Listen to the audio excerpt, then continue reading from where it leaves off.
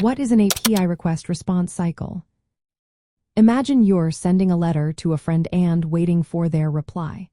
That back and forth is similar to what happens when a computer talks to another computer through an application programming interface. This process is called the request and response cycle. It is the way computers exchange information over the internet, especially when working with external application programming interfaces. The cycle starts when your application, like a website or mobile app, creates a message called an HTTP request.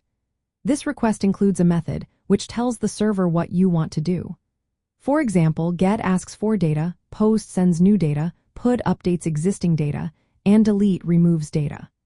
The request also has a URL, which points to the specific API endpoint you want to reach.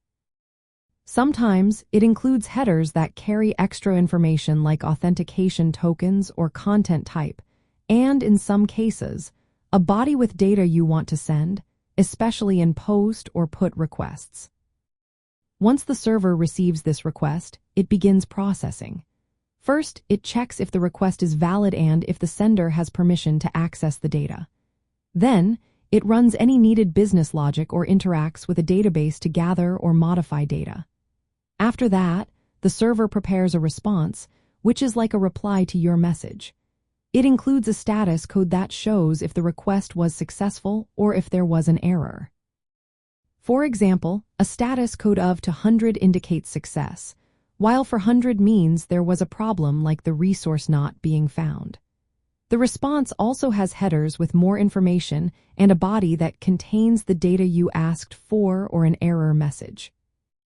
This cycle is fundamental in backend development because it allows clients to interact with server-side applications and databases in a predictable way.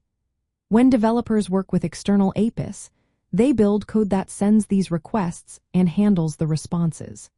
Usually, the data returned is in formats like JSON or XML, which are easy to parse and use in applications. This interaction makes it possible to retrieve data, submit forms, update records, or trigger server actions seamlessly. In simple terms, the request and response cycle is how computers talk to each other over the internet. It is the core mechanism that allows apps to get data from servers, send new data, or ask for updates. Understanding this cycle helps developers design APIs that are efficient, secure, and easy to work with. It also explains how external APIs can be integrated into your app, making it more powerful and connected.